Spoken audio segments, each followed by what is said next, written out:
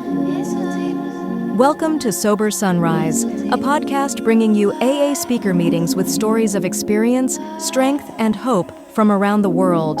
We bring you several new speakers weekly, so be sure to subscribe. We hope to always remain an ad-free podcast, so if you'd like to help us remain self-supporting, please visit our website at sober-sunrise.com. Whether you join us in the morning or at night, there's nothing better than a sober sunrise. We hope that you enjoy today's speaker. Up here because I was scared that I might slip, and I don't wear underdrawers, so it had to be a real careful thing. This is the too much information.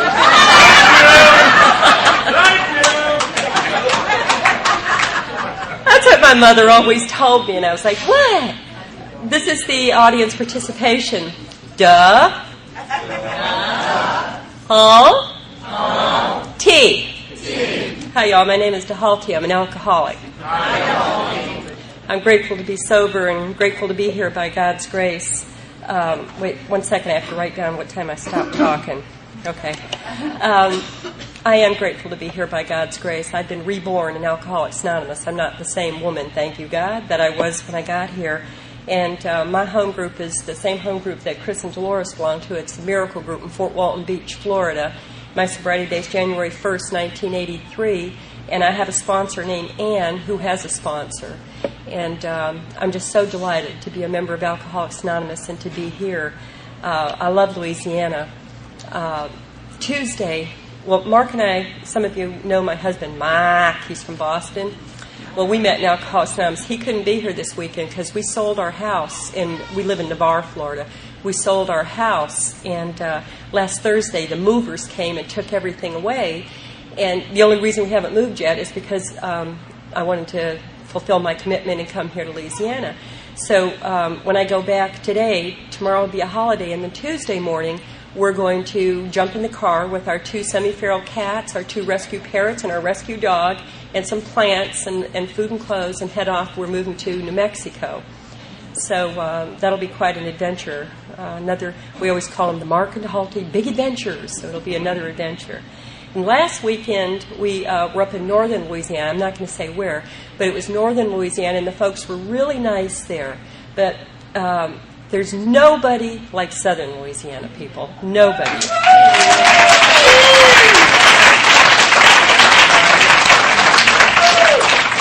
They don't have any Cajuns there. There was no Cajun Joe there. And Mark and I kept talking. We're going, boy, it's so different here. It's not really like Louisiana. It was kind of like Texas or something. And we just missed the hospitality. I shouldn't say the hospitality. They were real hospitable too, but it was totally different. Northern Louisiana is totally different. And we just love you Southern Louisianians. We're going to really, really miss you, but we're going to come back and visit. I want to thank the committee, Mark and I, and Chris and Dolores. We've both been on the little convention we have over in Fort Walton Beach. We've both been on the convention committee for several years, and it takes a lot of work, a real lot of work. For those of you who have never served on the committee, I suggest you do it. Get off your butts and go to that meeting and help out doing the convention. It gives you a whole different insight into what's going on. And Bob was just great. He bought all the speakers a present. He bought me this beautiful beaded pink flamingo, and it's going to sit on my fireplace in New Mexico. It was just great. I loved it.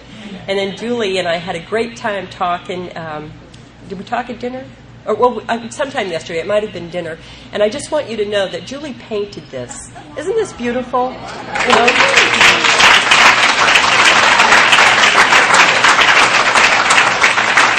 This is the kind of stuff, it didn't just magically appear that, the AA magical person made this appear. People do all this stuff and put it together for us. Here we are, down and out mooch losers, and we get to be reborn in Alcoholics Anonymous and be useful, and we get together and have a good time.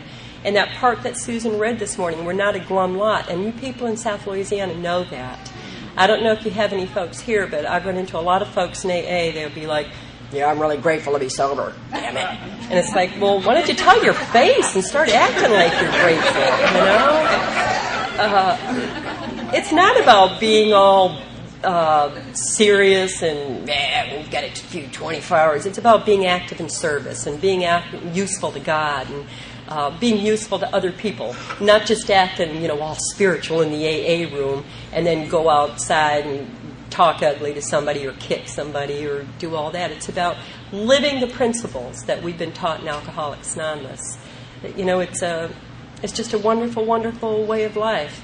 My mother has a picture of me. I don't take pictures of me. It's against my spiritual nature. Oh, let me tell you a couple other things about myself. I'm Cherokee Indian. I'm from Tennessee. And if any of y'all in here are Indian, this is important for you to know. My clan is the Wild Potato Clan. And if you're not Indian, it doesn't mean anything to you. But if you are, we all tell each other that. So, I needed to tell you that. So I don't really have many pictures taken, but my mom had a picture of me when I was 2 years old. And in the picture, I'm kind of smiling a little bit, not much. My mother said, "I just love that picture. That's the last time I saw you smile until you got sober in Alcoholics Anonymous." Now, is that testimony to what happens here? Oh, believe me, I laughed. When I was drunk, I could laugh, at ridiculous stuff. And if you fell down, look at that loser.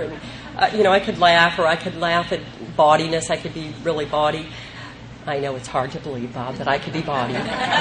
But just that real deep gut laughing. When I first came into the rooms of Alcoholics Anonymous, I came in, my first AA meeting was 1981. And I haven't drank since 1981, but that's not my sobriety date because I continued to do other things. So my sobriety is January 1st, 1983. But when I came in, one of the first things that struck me was that y'all were laughing. And first of all, of course, I thought you were laughing at me. Because you know how we are. If somebody's laughing, it has to be at my expense. And then I figured out that nobody was even looking at me, so they weren't laughing at me. And then I figured it maybe, the coffee pot, somebody put something in it. Maybe it was Irish coffee or something that everybody was laughing. But I liked the laughter, and that kept me coming back, time after time, that I would keep coming back to AA because the laughter, even though I was really down and out and I was just broken, the laughter was already starting to heal me a little bit. The speakers this weekend have been great. I loved hearing everybody. Now, I've got some serious brain damage, so my memory is about this big. So things that the speaker said, I was like, I want to mention that. It was so good, but I've already forgotten it because that's just the way I am.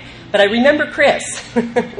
Chris is a member of my home group, and he's a guy that I'm 59 years old, and Chris is 40. Are you 40?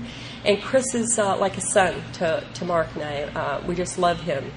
He's watching him come in and watching the changes in him and the things he's going through. He's just a wonderful member of Alcoholics Anonymous, and it's real special to me to have him in his life. And I love his wife Dolores as well. Dolores had a real struggle. She's still in a fight with God, but she's a wonderful woman, and I think that we all are. We come here with our stories and our experiences and all that stuff.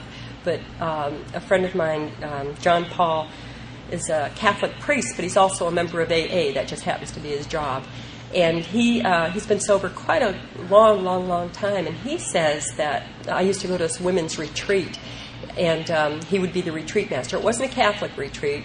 It was just a retreat that the Catholic monastery was kind enough to let us have an AA retreat at. And he would be the retreat master for the women. And he would talk with me for hours and hours at night. And he said that he really believes to the bottom of his heart that alcoholism is a sacred illness, and that only a spiritual remedy will help with this sacred illness. He further went on to say that he thinks that, don't let any of this go to your head, folks. Just remember the last time you peed in your pants. He thinks that that we are alcoholics, that we are fallen mystics, that we come into this world, into this life. And I know this is my story. I got here, I'm like, who are these beings? Where am I? What world is this? I didn't know how to relate. I just didn't know how to relate. So that's what John Patrick says, that we're fallen mystics and we have a sacred illness, and we just push everybody away from us because our illness is so severe. And then we have to, if we're fortunate enough, if we're blessed enough to accept the spiritual help of Alcoholics Anonymous, we can be reborn. So let me tell you, the big book says in a general way, we tell what we used to be like, what happened, and what I'm like now. I'm the oldest of 7 children. There were 4 other children that didn't. My mother was an it'll carry full term. I'm the only girl. I have 6 younger brothers. I didn't know I was a girl for a long time. Sometimes I still wonder, I feel kind of weird. But anyways, I didn't know I was a girl for a long time. I have these 6 younger brothers. My father, bless his heart, he's passed, but he was an alcoholic. He was a functioning alcoholic. And he was a lifer in the military. He Indian boy from Tennessee, and our men are very, like other men, our men are very patriotic, conscious, and very willing to take their place as warriors. And I'd like to salute and thank all of you who are veterans. Thank you so very much for the sacrifice that you made for all of us.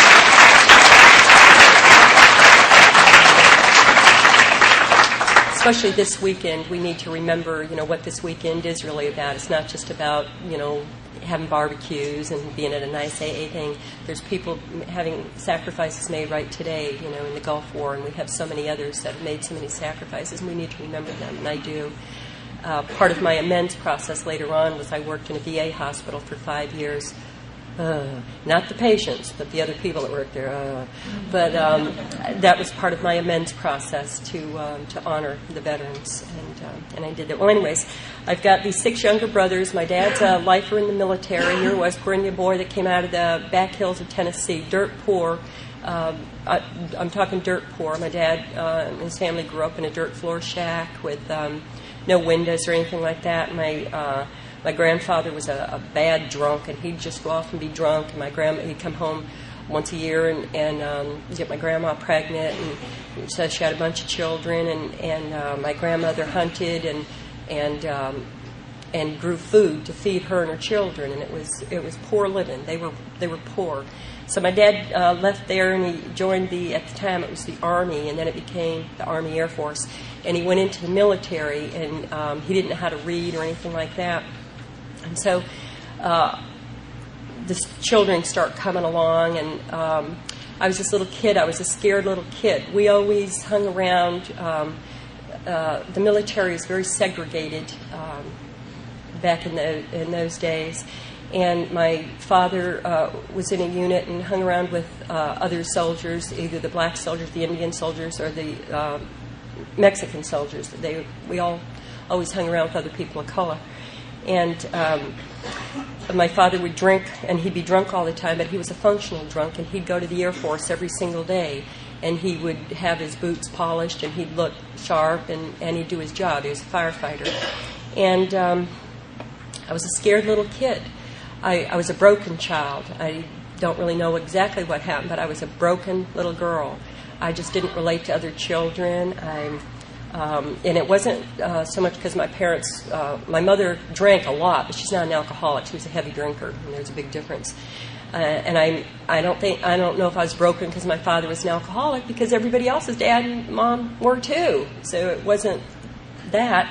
But I was a broken child, and I just felt like there was so much injustice in the world. I was a little girl, and the way that we were treated, and the way that our friends were treated, and there was so much hatred in the world, and I just didn't understand. And I'm talking 4 or 5 years old. I saw this, and I felt it. I felt the pain of the world, and I didn't want to be here.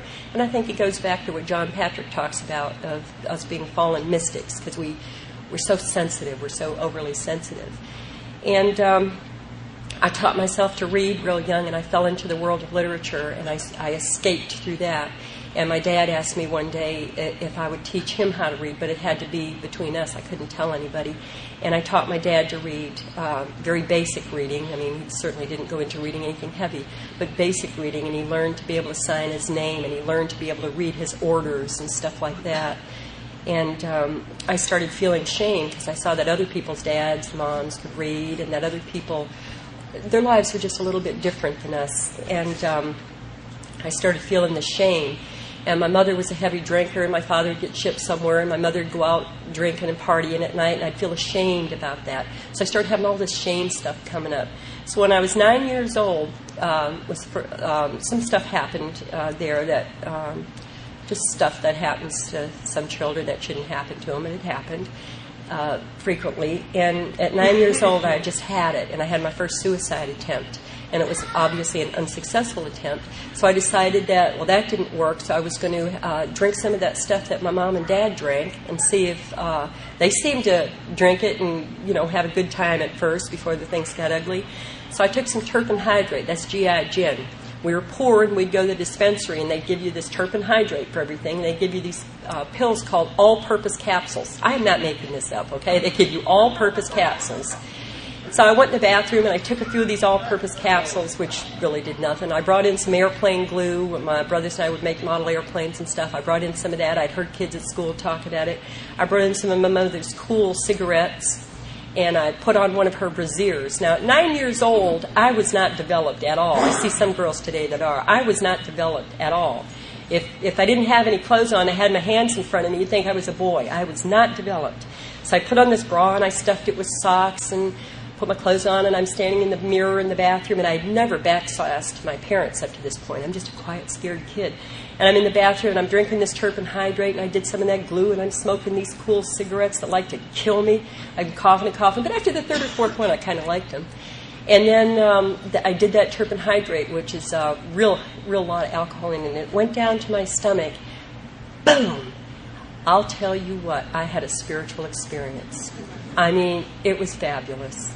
It was just fabulous. I just wasn't this skinny little kid anymore. The world, all right, whatever, the world's a bad place.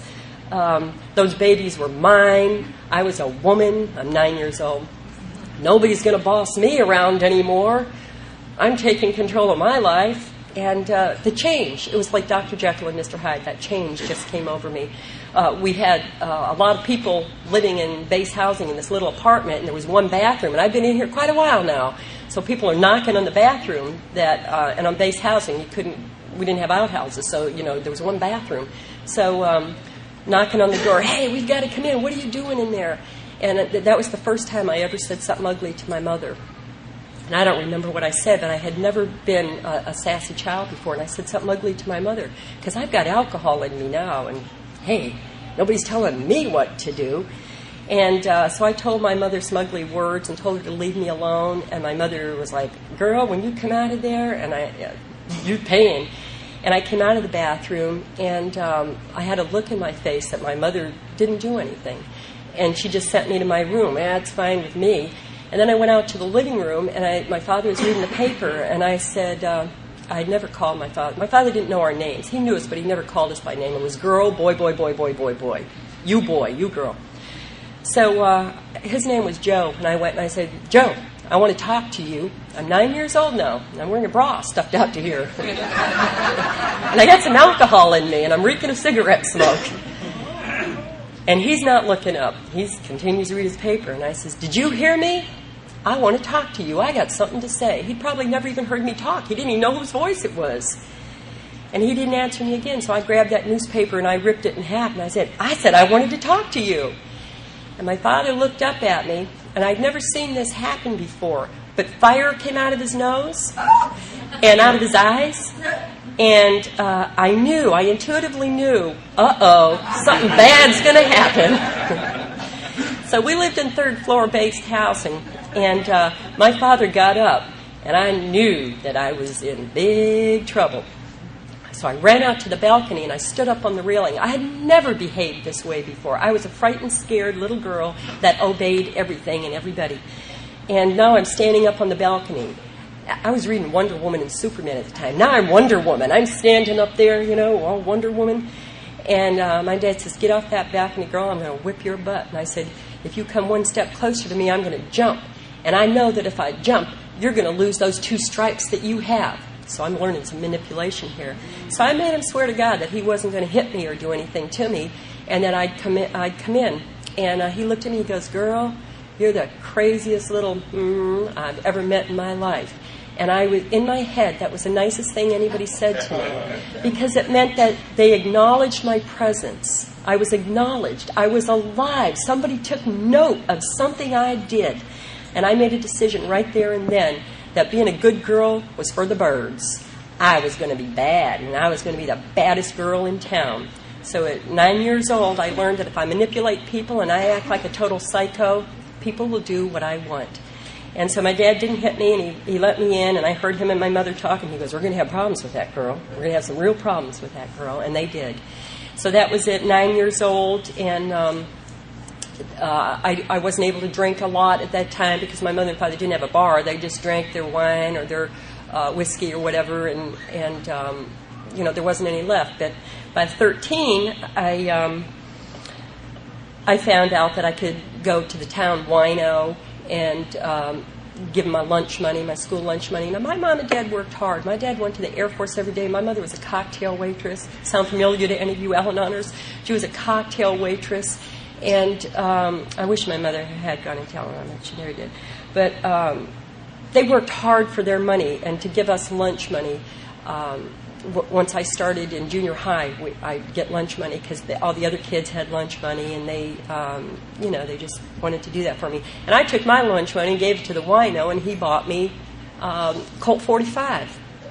So by 15, I crossed over the line, and I was a full-blown alcoholic. By 15, I was dancing in the bars at night, and I was the girl in high school that you weren't allowed to hang around with. The boys wanted to hang around with me, but I was already seeing men, and the girls weren't allowed to hang around with me. I was that girl. No, you're not hanging out with that girl. That girl's bad news. I was the girl that called to the principal's office because I'd be half drunk every day in school, half drunk from the night before and half drunk from the pint that I had in my locker with me.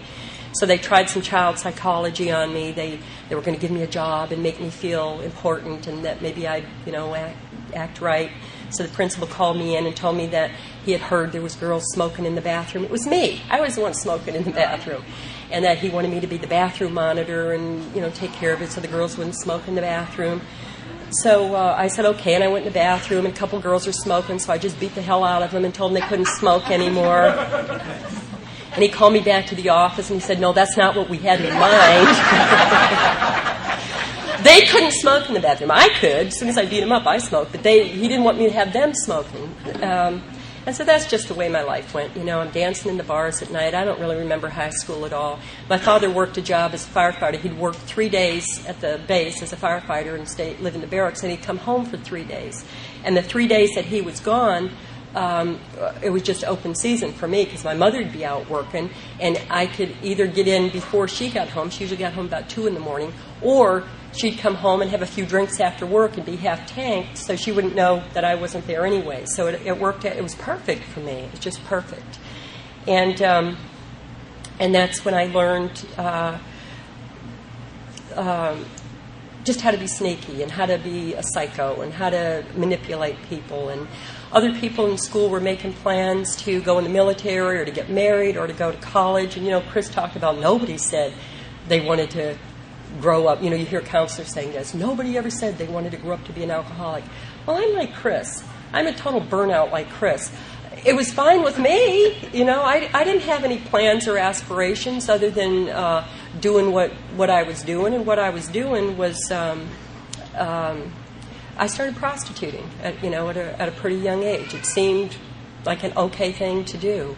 And for any of you gals who have done that, or if you haven't yet and you thought that it might be a good way, it's not like the movie Pretty Woman. Let me tell you that right now, okay?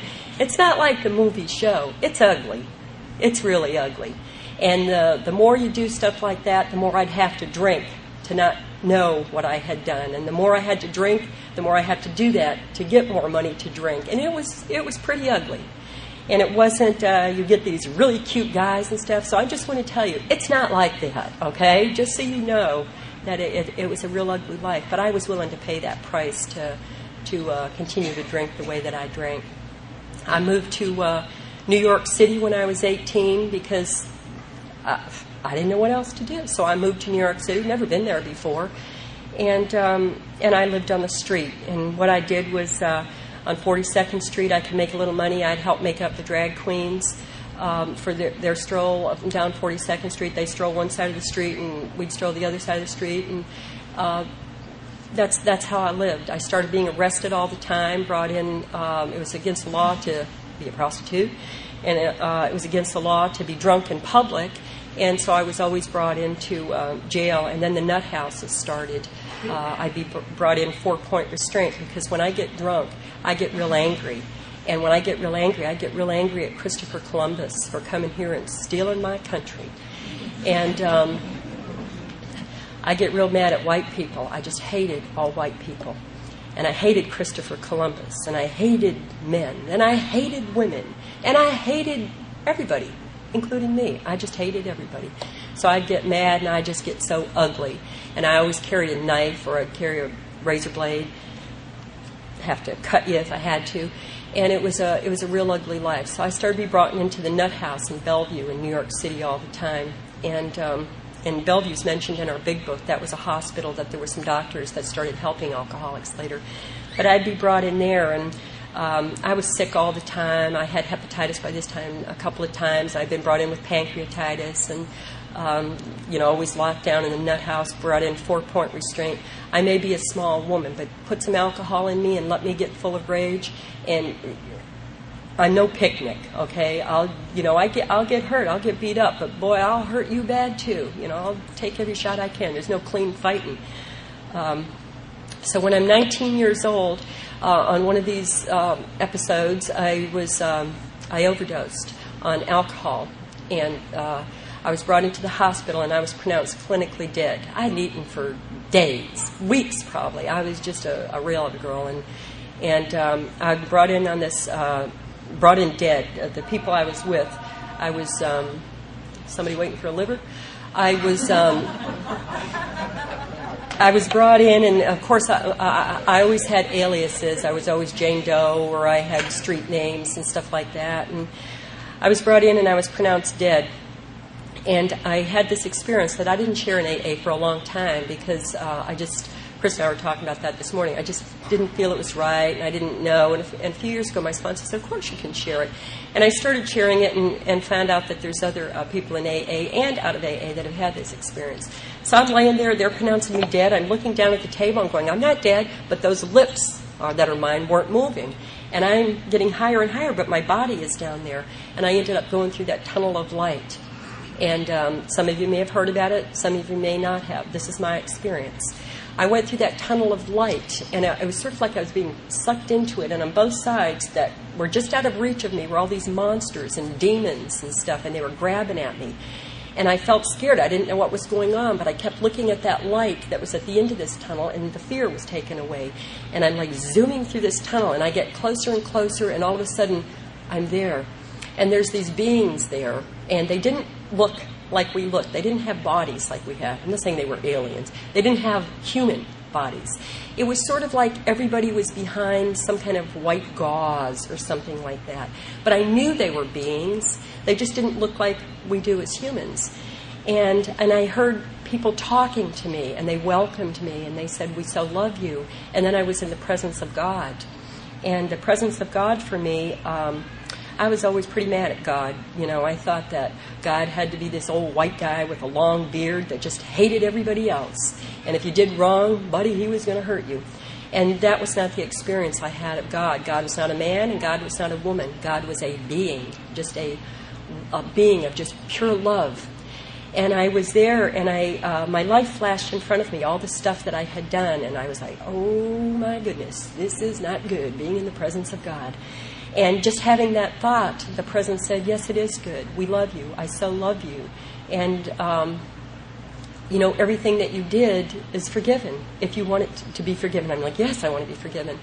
And I won't tell you too much about what happened, because it was my spiritual experience, but it was a beautiful experience, and I was given the option of whether to come back and be a human or not. And I didn't want to come back to this sad world. And then I met these two beings that said, do you remember us? You agreed a long time ago that we'd come through you and be your children. And I somehow knew what they were talking about.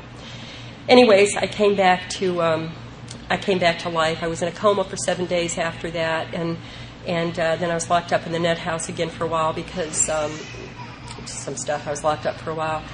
And when I got out of there, I had a lot of time to think in the nut house, and I thought about all this stuff. Oh, my God, I've been in the presence of God. What do I do now? And I was going to be a better person, and I wasn't going to do that anymore, and I was going to repent, and I was going to treat people good, and I was going to. And the day they released me, I ran across the street to the liquor store, and I got some Thunderbird, and I had to panhandle first, and then I got some Thunderbird, and I drank that, and all those I was gone. You know, I didn't have a program. I didn't have 12 steps. I didn't have a blueprint for living. I didn't have a fellowship of people I could talk to and say, guess what? I've been in the presence of God. What should I do? Can you help me? I just came out and went to the liquor store and got drunk, and that's my story right up until, I got sober in 1983. I ended up having 2 children. That's a story in itself. I was in... I won't go into the whole story, but I made a decision, well, if I just had kids, if I could just be a mother, this will change. I won't be this way. And I wanted to have a baby so bad. So I was in the hospital with hepatitis for the 3rd or 4th time, and it was I had 2 types of hepatitis, serum and alcoholic. I had been pronounced, one of my times in a nut house, I spent some long times in state hospitals. One of my times I was diagnosed as a paranoid schizophrenic with suicidal homicidal tendencies due to chronic alcoholism.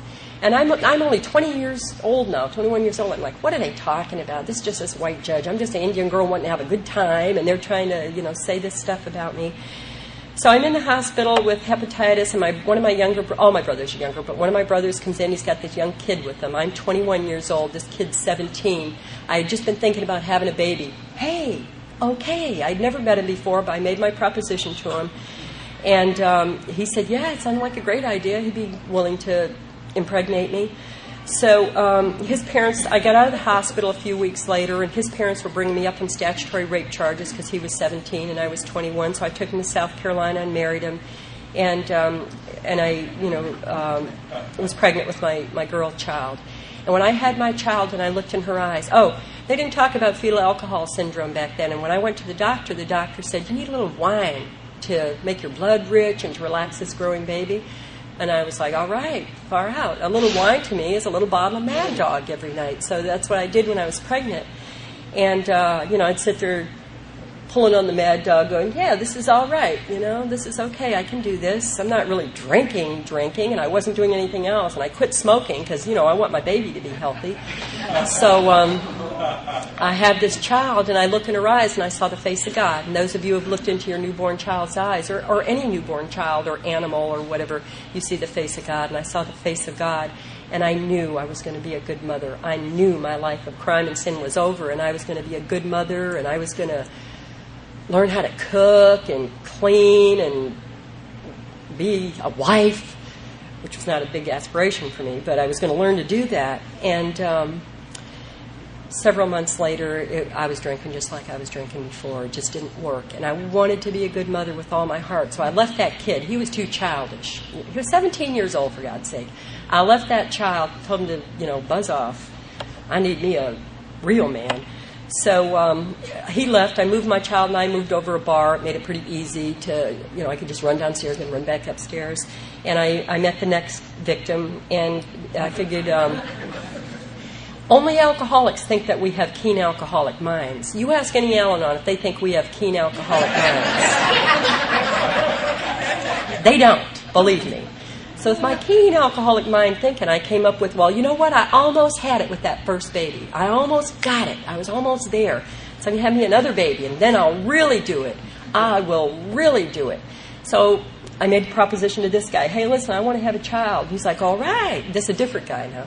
So I married both of them. I never knew. I had 4 relationships that weren't paid relationships in my life. And I married all 4 of them because I didn't know what else to do. It seemed like the right thing to do, and if it didn't work out, I could just divorce them. That's my keen alcoholic thinking. So we got married, and life went on. I have these 2 children that I wanted to be a good mother. I really did. Now, I never whipped my kids, and I never did that kind of stuff to them. My kids always had clothes, and my kids always ate. Now, what they ate was sometimes the same stuff that I ate as a child. It was good enough for me, some welfare cheese and macaroni, or some beans and rice. We ate lots of beans and rice, or oatmeal soup. So my kids did eat. They weren't, they didn't eat the best, but they did eat. And but other things happened. I abused my children in ways that I didn't know. I'd go to the bar and I have these 2 kids with me, and I thought this was very motherly of me. I would put my coat on the floor so they wouldn't have to sit on the bar floor. They could sit on my coat. And I thought that was very motherly. I never left my children with babysitters because only losers, only alcoholic losers leave their kids with babysitters. So mine would come to the bar with me. And that's child abuse, because the kind of bars I went to weren't the tinkling piano bars. The bars I went to were ugly, real ugly. And so this man and I decided that we went into the import-export business of certain agricultural products. And then my kids started seeing things like that, things that kids shouldn't be a part of. You know, kids couldn't have anybody over to the house because either mom was going to be drunk and peeing on the floor, or there was going to be a big Colombian party happening in the living room. My kids and I had been held hostage with shotguns and Doberman pinchers, waiting for to pay for the agricultural products, and that's bad. That's a terrible thing for children to have to live through. And I started feeling guilt, and I started feeling remorse, so I had to drink more and more and more. And the last 8 years of my drinking, my kids would talk about, my kids started off with, "Oh, Mom, you're such a good mother," and then, "We love you, you make the best peanut butter sandwiches in the world." And then my kids started going to public school, and they started looking at me, how dogs cock their head and look at you. My kids started looking at me like, "Huh?" And then as they got a little older and they're going to other kids' houses and stuff, they started looking at me with scorn and disdain. And they started knowing that there was something wrong with their mother. You know, there was something really wrong. And so the last 8 years of my drinking, my kids begged me to stop drinking. And I told them I would. I was gonna learn to be a good wife and a good mother. I was gonna learn to cook and clean and to not run away from home. And I used to run away from home. It was so pathetic, you know, and leave my children. And one day my 5-year-old girl comes in the woods. I'm running away again, and she comes out in the woods, and I'm doing this slash on my wrist, and she goes, 5 years old, this girl is. She goes, "Oh, Mom, you're killing yourself again?" Now that, you know, it's funny to us now, but it is not funny. It is so sad. You know, my daughter is 38 years old today, and that girl is still in therapy because of me. Now, thank God for therapy, but she is still in therapy because of my behavior. Thank goodness I only hurt myself, you know. Right. So life went on like that. It was just terrible. They promised him I wouldn't drink, so I'd only drink a bottle of Listerine in the morning while I'm getting them off to school, because that's not drinking. And then, of course, I'd go to the liquor store, and it just kept going like that. It just kept going terrible. And my suicide attempts started coming more and more frequently. And then the day came in 1980 that I just knew I couldn't do it anymore. And I couldn't be with this man anymore. It was all his problem. If he wasn't there, I wouldn't be drinking like that. So I made a decision that we were going to dig up our money and split our money, and he could go his way and I'm going my way. What I did with my money is I went to a house building school, and I bought a little parcel of land, and I bought some lumber. So I went to this home building school, and I made myself stay sober during the day while I'm learning to use tools and learning to build and stuff. And then at night I'd get, you know, totally wasted. And I went to this home building school, and I started building this little house for my kids and I. And one day, this guy, Michael, came, he was there, and I asked him to go to the liquor store and get me something. He was kind of a useless guy. He couldn't get up on the roof or do this or do that, but he could go to the liquor store. So I sent him to the liquor store, and he didn't come back in time. Now, I'm up on the roof with putting the roof on, and I have a roofing hammer. And if y'all know what a roofing hammer looks like? It looks like a hatchet. It looks like a scalping hatchet. Now, you get a drunken Indian up on a roof with a scalping hatchet, and you have this man come back that's been gone for 2 hours, and I jumped off the roof, and I tried to take his scalp. I did a war scream on the way down, and I tried to take his scalp. I wasn't really probably going to, I don't know. But my brother kicked me off, and that guy left, and he said our marriage was over, fine, whatever. And he left, and shortly after that, it was a few days later, I'm sitting in the backwoods there. I'm way out in the woods by now. I couldn't be around other people because I am a psycho, okay? I can't be around other people. I'd forget to wear clothes half the time, but I'd always have my knife with me, and I was like a psycho. I needed to be in the state hospital, but, you know, nobody could find me to put me there. So I'm living out in the woods. I go to the back of the yard. My kids are at school. I put the shotgun in my mouth. I can't do it anymore. I'm going to smoke the shotgun. I can't do it anymore. I'm a failure. I'm a total loser. I've ruined my children's life. I'm just a loser.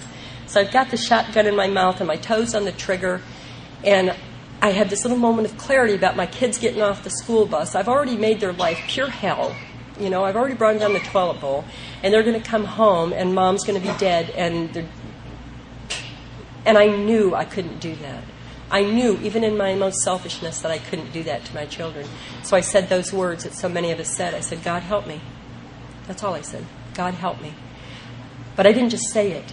I meant it. I said it from my heart. I said, God, help me. And it was wintertime, and I lived up in the Northeast then. And hawks migrate that time of the year. They were gone. But I said that prayer, and I looked up, and there was a hawk circling over me. And the hawk circled down low. And in our culture, what that means is that your prayer's been answered, and that hawk or that eagle is going to take your prayer up to the Creator. So I knew my prayer had been answered, and I didn't know how, but I knew my prayer had been answered. So I obviously didn't pull the trigger, and I went in the house. And a few months later, I got to tell you, that house didn't have any windows in it. It had plywood. It didn't have a door. It had plywood. It didn't have indoor plumbing, and there was no insulation or no furniture. We slept on sheetrock.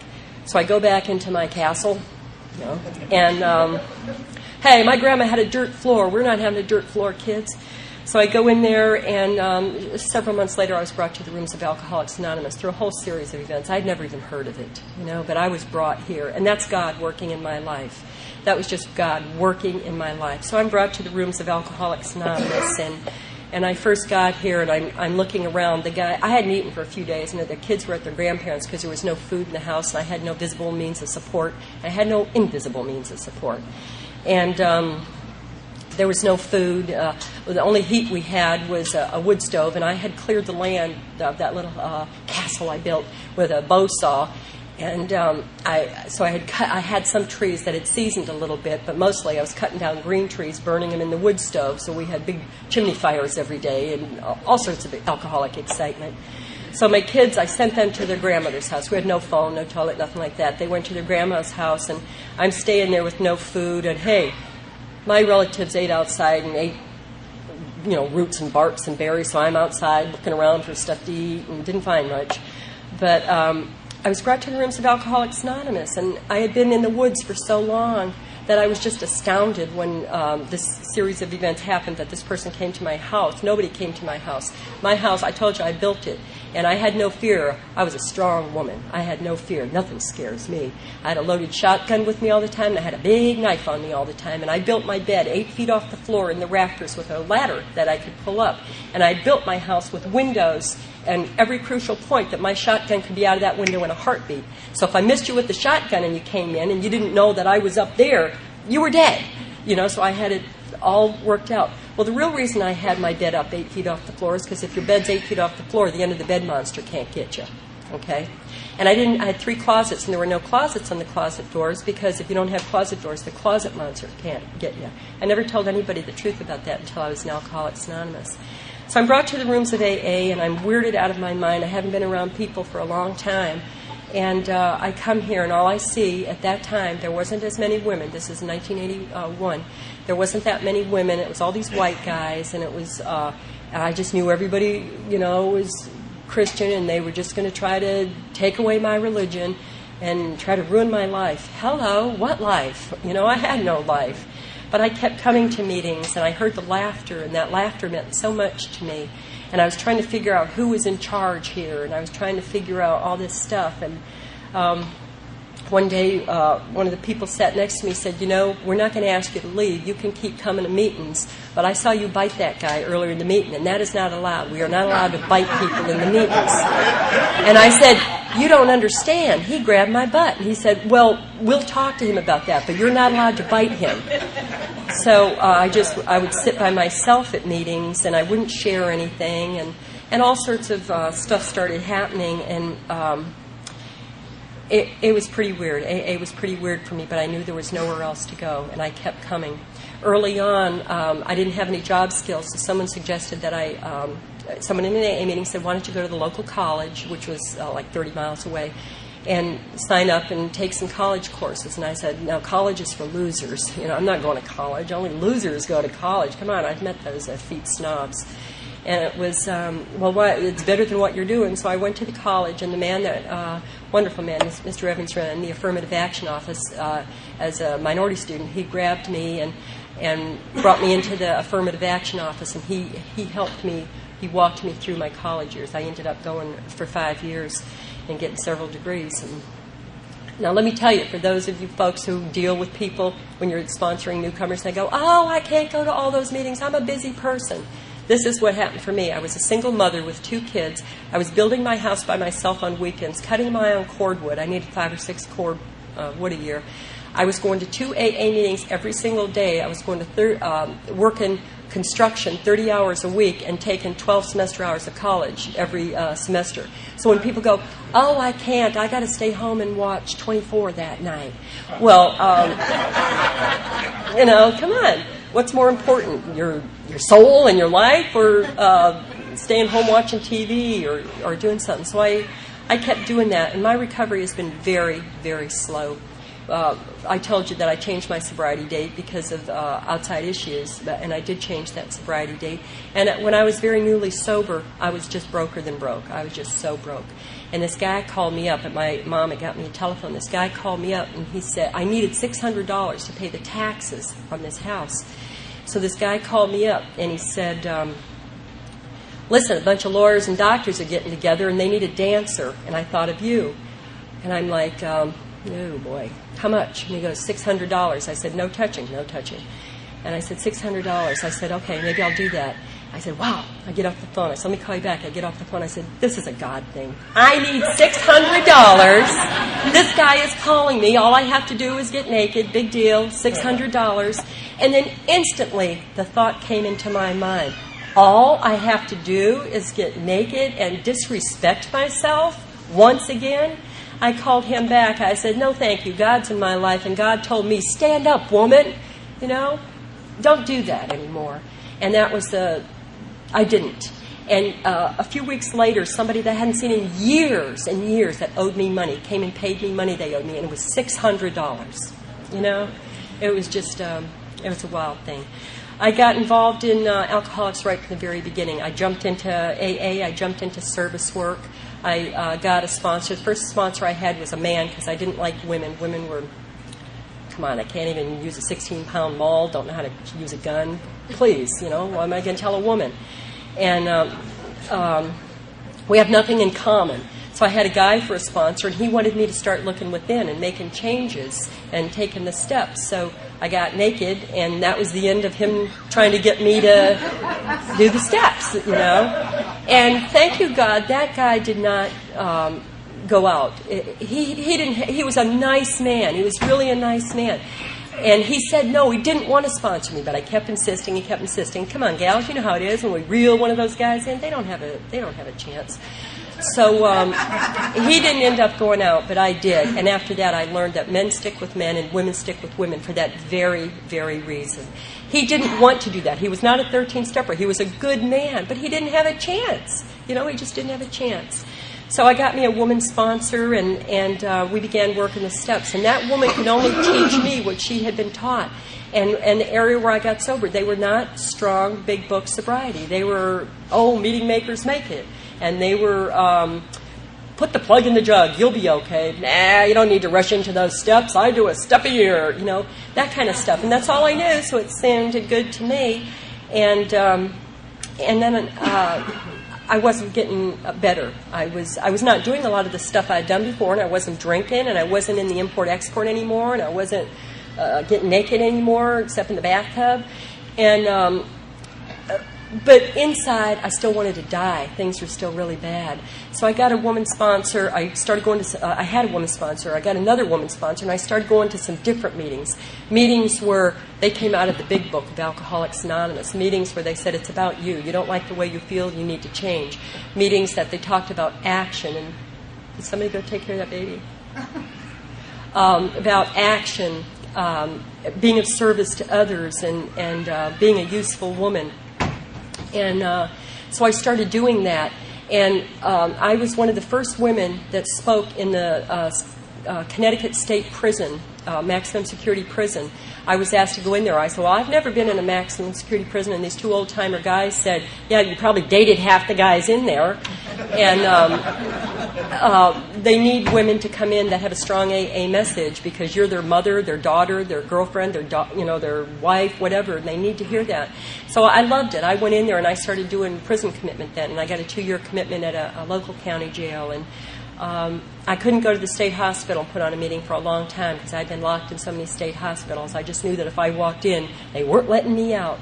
But when, and I thought that as soon as I walked in and started around my peers, that I'd start acting just like them again. But when I was about 4 years sober, I was able to start going to the state hospital and doing a meeting as well. And getting involved in these steps, just transformed my life. My sponsor and I went through the book, and where there was a step, we took it. We read the book from the beginning. Where there was a step, we took it. And where there was a prayer, we took it. Now, for any of you who haven't done a 4th step, I heard Norm say the other night that he was told to start reading Chapter 5, and that's what I was told at first in AA, too. Just start in Chapter 5. And then I found out from other people in AA, well, if you're going to take algebra or science or anything like that, you don't start on Chapter 5. You start on page 1, because how are you going to add, build up on all this? So I started in the beginning of the book and went through the steps and found out that there are so many prayers in this book. Just so many prayers. Coming to that 3rd step, having made a decision that I was going to go on with the rest of this program, coming to that 3rd step, there's no amen on that 3rd step prayer. I don't know if you've noticed that, but there is no amen. So what I was taught is that we take that 3rd step prayer when we're ready to go on with the program with our sponsor. We come to that 3rd step prayer. There's no amen. From there, right until through and including step 11, we are under the blanket or the umbrella of prayer. And it is not a punishment that I had to do a 4th step and talk about all that stuff. It was a gift. That God so loves me that He's given me the opportunity to say all the things I've done. And not only that, He gives me the opportunity to come in front of people and tell you, I used to be a loser. I used to be a fall-down woman. And I am a stand-up spiritual warrior today by the grace of God. I am a stand-up spiritual warrior. I'm an awake member of Alcoholics Anonymous, an awake member, because of the steps in this book and being of use to others and asking God for help in the morning. I met my husband, Mark, in Alcoholics Anonymous. We've been married for a long time. I can't remember dates. A long time. And my daughter gave me a plaque. Let me picture it. Okay, 1992. We've been married since 1992. And I was at a point that when I got to Alcoholics Anonymous, I really hated everybody equally. I didn't know my affectional preference. I didn't know anything. I was just so confused.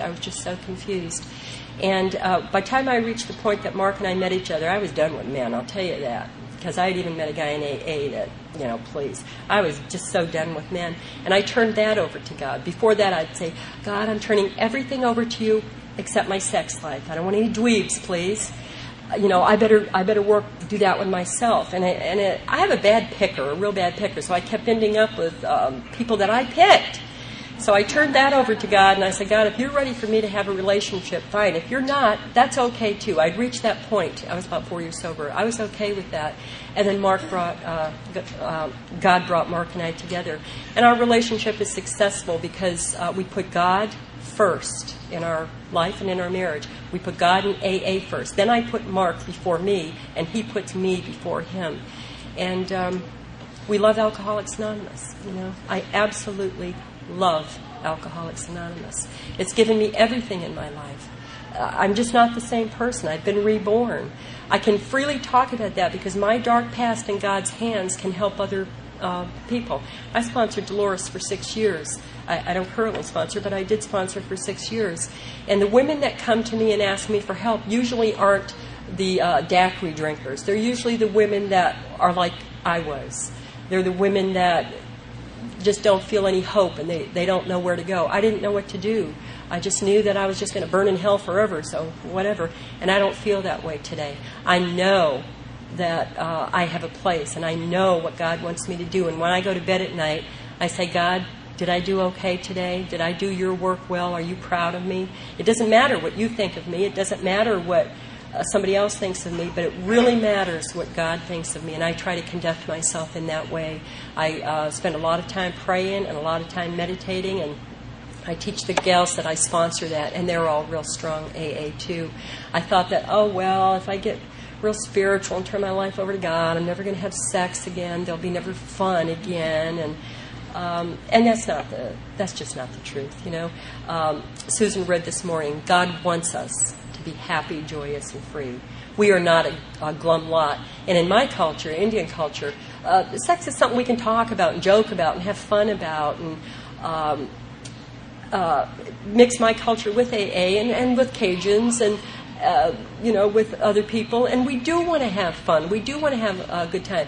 But my fun today is not at the expense of somebody else. My fun used to be at the expense of other people, whether it was my children. And my fun today is I find nothing more fun than seeing the light turn on in somebody's eyes, helping some woman out of hell that she's created and watching the light come on in her eyes. And, buddy, that's a good deal. And, if I was to die today and return to spirit, I'm not putting my bid in, God. But if I was, it would be okay, because I don't hate anybody and nobody hates me, and I am at total peace inside myself. And that is a gift given to me by Alcoholics Anonymous, and by willing to stand up and keep AA strong and teach out of this big book, and to tell stories from this book, and to share my experience with others. And it's a great life. It really is. It's a wonderful life. I'm going to end with a prayer that I always end with. O great Spirit, whose voice we hear in the wind, whose breath gives life to all the world, hear me. I am small and weak. I need your strength and wisdom. Let me walk in beauty, and make my eyes ever behold the red and purple sunset. Make my hands respect the things you have made. Make my ears sharp to hear your voice, and make my voice only speak your words, Lord. Make me wise so that I may better understand the things you taught my people. Let me learn the lessons you have hidden in every leaf and rock. I seek strength, not to be greater than my brother and sister, but to fight my greatest enemy, myself. Make me ready to come to you with clean hands and straight eyes, so when life fades as the fading sunset, my spirit may come to you without shame. May your way be blessed with a unifying power of the great Holy Spirit. And in our culture, we don't say goodbye. We say until we meet again. Dona dada gohai. Bless you.